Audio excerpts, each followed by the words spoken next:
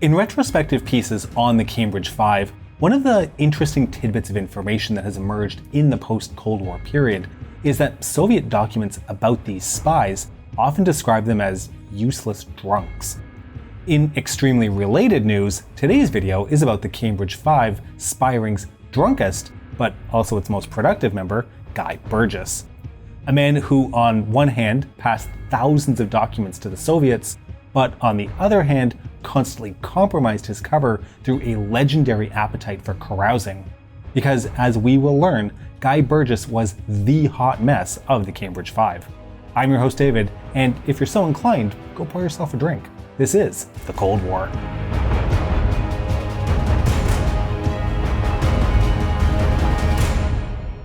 Guy Burgess was, like many of the Cambridge Five, what you'd call a champagne socialist. His origins were anything but salt of the earth or working class.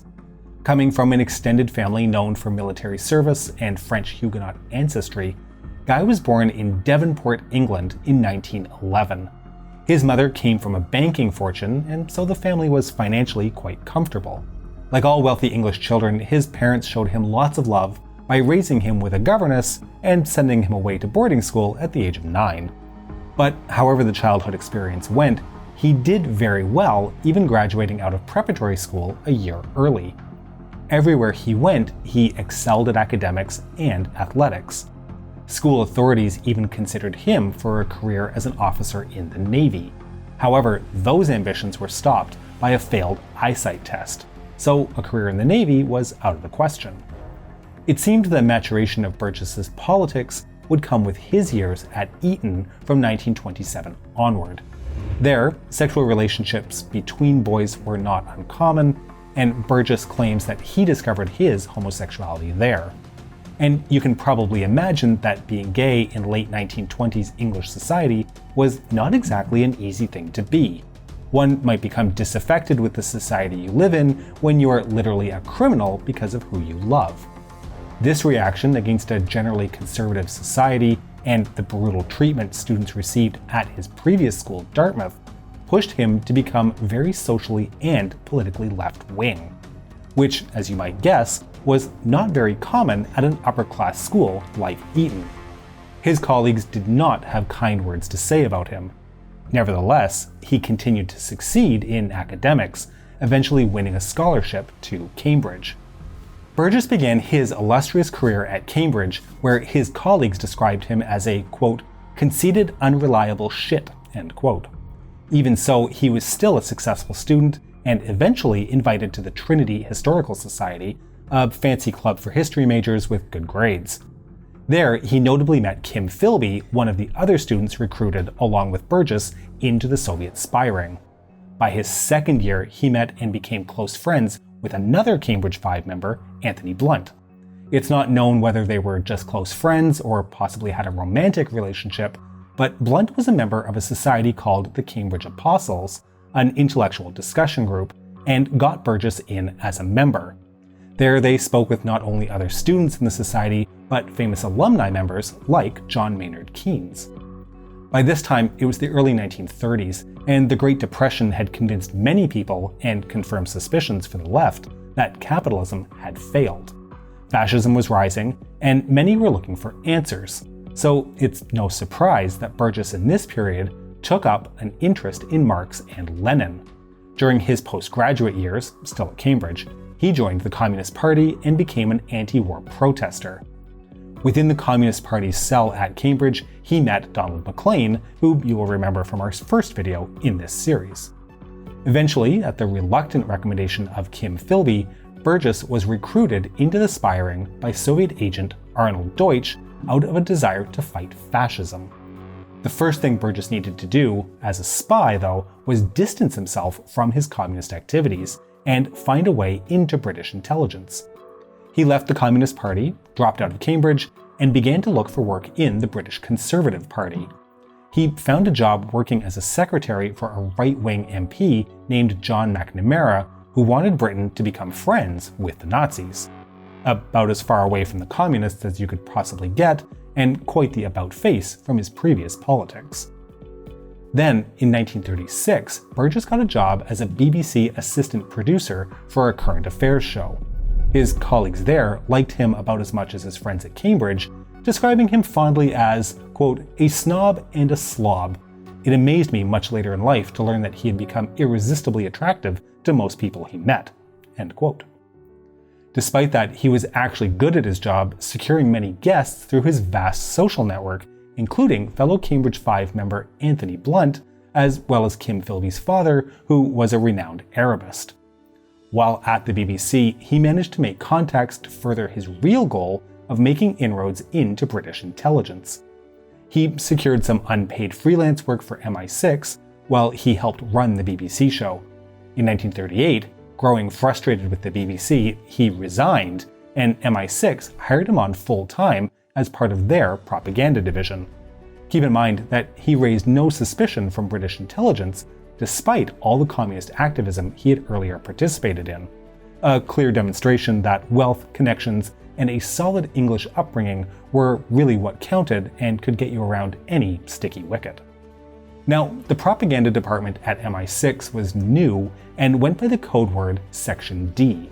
The idea behind it was to attack Britain's enemies through, well, other means than bombs or bullets. He worked on a committee to coordinate anti-Nazi propaganda efforts with the BBC. It was here he probably gave some of the most damning information to the Soviets of all the spies, save for maybe the ones who passed nuclear secrets. His mission was to take the temperature of the British government, and he reported that they seemed to have no interest in allying with the Soviets to fight Hitler. It was one of the bits of information Stalin needed to convince himself that the USSR needed to sign a pact of non-aggression with Germany, what actually became the infamous Molotov-Ribbentrop Pact, which carved out Poland and more or less ignited the Second World War in Europe. Once the war began, Burgess was part of a program training saboteurs with Kim Philby, who joined on his recommendation. Once MI6 folded Section D into a new, more prominent Special Operations Executive, Kim Philby went off to teach at a training facility, and Burgess got caught drunk driving, so the government fired him. He found himself crawling back to the BBC since he had originally resigned from there in a huff. He walked back into more or less his old job, and when the Soviets did eventually become British allies, he was told to find guests who were friendly to the USSR. And he did, recruiting several interesting guests, including a literal Soviet agent undercover as a journalist named Ernst Henry. He also worked on a political program which gave him access to Westminster. He got to go to parties and lunches with politicians and got some decent nuggets of knowledge to report back to Moscow. At the same time, apparently, in his off hours, he was living it up and partying like a madman. In 1944, he left BBC again, this time on more amicable terms, to join the Foreign Service in their news department. His job was to be the point man between the British government and the flood of war correspondents in the UK. At the Foreign Office, he was privy to lots of secret documents, including their post-war plans. He was able to tell the Soviets what the UK had in mind before the Yalta Conference, where Churchill, Roosevelt, and Joseph "the Mustache" Stalin met to discuss the end of the war. He also told Moscow about Operation Unthinkable, which was a British plan to keep the war going and push straight past Berlin towards Moscow.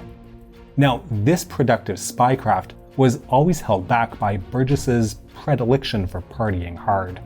As we already mentioned, he was the hottest of messes. Think Tara Reid on a bender. You see, it doesn't pay well to be both a spy and a sloppy party animal. Once he was nice and sloshed, he had quite a habit of telling people he was a Soviet spy, which I've got to assume is probably one of the first things they tell you not to do in spy school. But despite him saying several times he was a spy, he somehow evaded suspicion, or at least enough to stay employed. After the war in 1946, he became the private secretary for Labour MP Hector McNeil, and despite Guy Burgess being a, quote, hopeless drunk, according to his Soviet handlers, this mess of a man over a 6-month period in this job sent the Soviets more than 2,500 documents. Now, as a reward for all his good work to the Foreign Office, they put him second in command of a new department to create counter-propaganda to the Soviets, where coworkers described him as dirty, drunken, and idle. This job didn't last long, so he went back to being McNeil's secretary, passing on documents to the Soviets during the Treaty of Brussels, one of the forerunners for NATO. He then got reassigned to the Far East Bureau to find out what to do about the likely communist win in the Chinese Civil War. Burgess was a strong proponent of recognizing communist China and was likely a heavy influencer for getting the British to be an early country to recognizing the new Chinese government. So what eventually stopped the unstoppable force of spycraft and legendary levels of intoxication? Well, he fell down the stairs and suffered a severe head injury. After taking weeks to recover, he was never really back to his old self. He got in major trouble while on vacation in Gibraltar in 1949, where he went on one of the world history's all-time legendary benders, where his behavior there even prompted the defense security officer in the colony to contact MI5 to report Burgess's behavior. As a punishment, they sent him to the Foreign Office in Washington, probably one of the most prestigious postings in the Foreign Service. The truth really is stranger than fiction. And when he arrived in Washington, well, he ran into his old buddy, fellow Cambridge 5 spy, Kim Philby, who took over MI6 operations at the embassy after replacing yet another Cambridge 5 spy, Donald McLean. Despite his immediate return to legend status in the party department, he was granted top-secret access during the Korean War, about which you can imagine the Soviets might want some information. Eventually, though, his behavior became too much and, well, couldn't be ignored. The straw that broke the camel's back was receiving 3 speeding tickets in a single day. To contain the constant string of embarrassments for the UK, the Foreign Service ordered him back to London. Fate had one more card to play for him, however. The Venona Project, a program to find the identity of a Soviet spy codenamed Homer, was underway. Their investigation led them to suspect it was Donald McLean. So Burgess's next mission was to get McLean out of the country and to the USSR before they could arrest him. While this epic mission was underway, Burgess still managed to attend a dinner and get called to the carpet at the Foreign Office, where, due to his behavior, they gave him the chance to resign or retire before they fired him. And despite promising Kim Philby to not leave with Don McLean, he left with Don McLean and fled to the Soviet Union. Burgess eventually was settled by the Soviet government in the city of Kubyshev, present-day Samara, and given the new name Jim Andreevich. Burgess didn't learn Russian and instead took to reading, drinking, and complaining about his conditions. He then moved to Moscow to work as a translator for a publishing house after realizing this was not some temporary stint. He and Philby did do one funny press conference with Western journalists in which they announced that they had not defected, but rather had absconded in the middle of the night without telling anyone as a way to, quote, achieve better understanding between the Soviet Union and the West. A friend from his days at the BBC, Tom Dryberg, came to the Soviet Union to interview him and subsequently wrote a book about his experiences, which people hated as the relatively sympathetic portrayal it presented was assumed to be a KGB wash job. In the early 1960s, Burgess's lifestyle eventually caught up with him. It turns out your body doesn't like a lifetime of intense alcoholism. He had ulcers, liver problems, and an acute case of arteriosclerosis. And that is what eventually killed him on August 30th, 1963, at the tender age of 53. Cold War spycraft could not continue to be this easy to do. Guy Burgess led a life that can rightfully be called legendary, but it seems he was really only successful as the British had god-awful security measures coupled with an inordinate deference to a person's class background. As the Cold War escalated in a conflict centered on espionage and information, this lax approach wouldn't and couldn't last. The business of spycraft was already moving towards one of professional science. Burgess was successful in spite of himself and caused inordinate damage to Britain and the Western Allies through the information he passed to the Soviets, but one can only imagine how much worse the damage could have been if he had approached spycraft with even a modicum of discretion. We hope you've enjoyed today's episode, and to make sure you don't miss all of our future episodes, please make sure you're subscribed to our channel and have raised a glass or two to the bell button. We can be reached via email at thecoldwarchannel@gmail.com, and we're active on Facebook and Instagram at The Cold War TV. If you enjoy our work, your financial support would be greatly appreciated via www.patreon.com/thecoldwar or through YouTube membership. This is The Cold War Channel, and don't forget, the trouble with the Cold War is that it doesn't take long before it becomes heated.